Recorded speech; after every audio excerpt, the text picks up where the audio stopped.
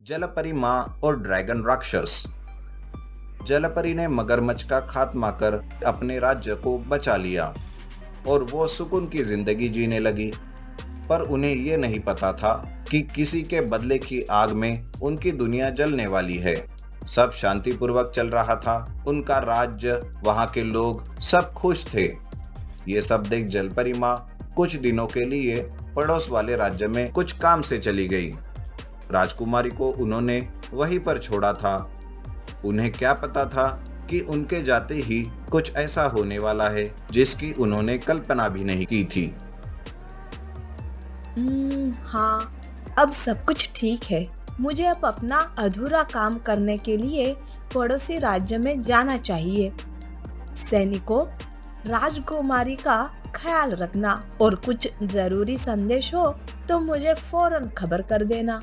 मैं जल्दी ही वापस आ जाऊंगी। जी जलपरी, आप निश्चिंत होकर जाइए। रानी माँ, आप मेरे लिए वहाँ से ढेर सारे उपहार जरूर लाइएगा।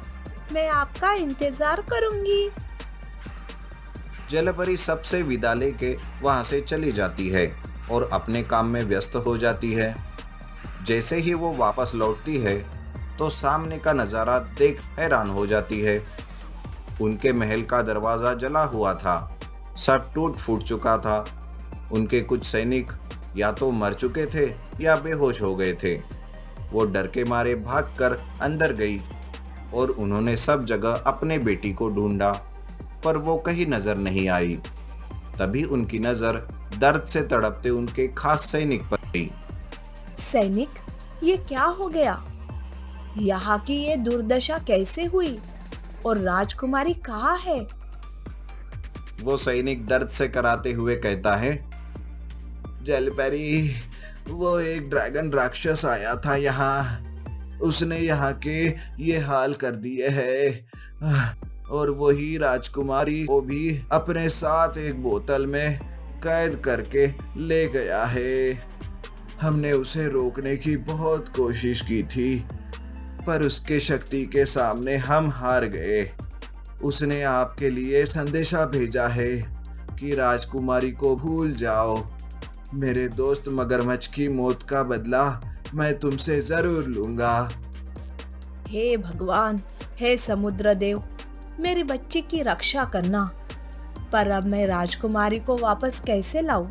वो ड्रैगन उसे पानी से बाहर ले गया होगा। मैं क्या करूं?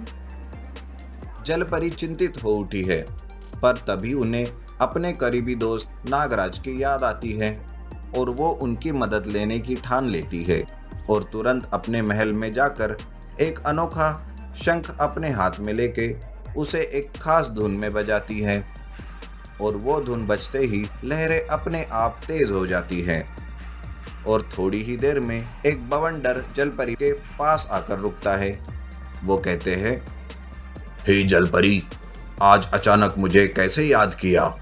कोई चिंता की बात तो नहीं? और यहाँ की ये हालत कैसे हुई?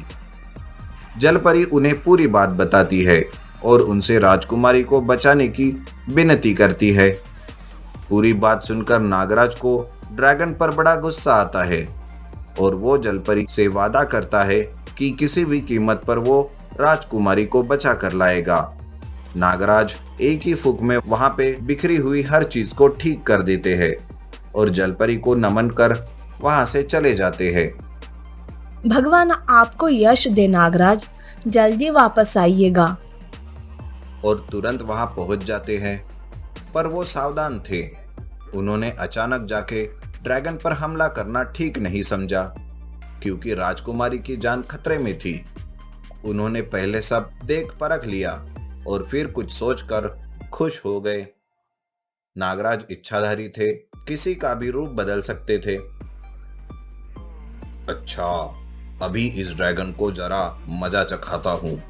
एक बार राजकुमारी को यहाँ से निकाल दूं, फिर इसे अच्छा सबक सिखाऊंगा। नागराज तुरंत मगरमच्छ का रूप ले लेते हैं और ड्रैगन के सामने जाकर खड़े हो जाते हैं और ड्रैगन भी मगरमच्छ को जिंदा देख उसे गले से लगा लेता है। क्या ये सच में तुम हो मेरे दोस्त? मैंने तो सुना था उस जलपरी ने तुम्हें मार दिया है, फिर तुम जिंदा कैसे बच गए? तुम्हें गलतफहमी हो गई है दोस्त, मैं तो जिंदा हूँ। और ये क्या, तुम इस राजकुमारी को यहाँ क्यों लेकर आए? कहीं तुम इसे मारने के बारे में तो नहीं सोच रहे हो ना? क्या तुम्हें पता नहीं इसके वरदान के बारे में? कैसा वरदान? मुझे कुछ नहीं पता। मगरमच्छ उसे बताता है कि राजकुमारी को वरदान है कि जो कोई भी उसे मारेगा वो खुद भी जलकर राख हो जाएगा, इसलिए उसे जाने देने में ही उसकी भलाई है। ये बात सुन दुष्ट ड्रैगन भी घबरा जाता है और राजकुमारी को समुंदर में छोड़ देता है, जिसे देख मगरमच्छ जोर जोर से हंसने लगता है और नागराज अपने असली रूप में आ जाते हैं। मूर्ख ड्रैगन, एक मासूम बच्ची को मारने चले थे ना, अब देखो मैं तुम्हारा क्या हाल करता हूँ। ओह, मुझे पता था कि मेरे साथ धोखा हो रहा है, इसलिए मैंने राजकुमारी को नहीं, उसके पुतले को पानी में छोड़ा है। असली राजकुमारी तो ये रही, मेरे पास इस पानी से भरी बोतल में कैद। दुष्ट, तेरी ये हिम्मत, अभी तुझे मजा चखाता हूँ। नागराज ने अपनी पूंछ लंबी कर एक ही पल में उस ड्रैगन के हाथ से बोतल को छीन लिया और समुंदर में फेंक दिया, जहां जलपरी ने उसे तुरंत पकड़कर राजकुमारी को आजाद कर लिया। तुम्हारी ये हिम्मत, अब कोई नहीं बचेगा, सब तहस नहस करके रख दूंगा। दोनों एक दूसरे के इर्द गिर्द घूमने लगते हैं और अचानक एक दूसरे पर आग बरसाने लगते हैं। कभी नागराज का पलड़ा भारी होता है तो कभी ड्रैगन का। नागराज ज्यादा फुर्तीले थे, वो कभी ड्रैगन को सामने आ जाते तो एक ही पल में पीछे चले जाते। यूं आगे पीछे करते करते ड्रैगन को चक्कर आने लगा। नागराज अपनी पूंछ से ड्रैगन को पकड़कर पटकने लगते हैं और अचानक जब ड्रैगन आग उगलने के लिए अपना मुंह खोलता है, नागराज अपनी जहरीली फुंकार उसके मुंह में डाल देता है। ड्रैगन तड़पने लगता है और जोर जोर से चिल्लाने लगता है कि तभी नागराज फिर से उसे डसने लगते हैं।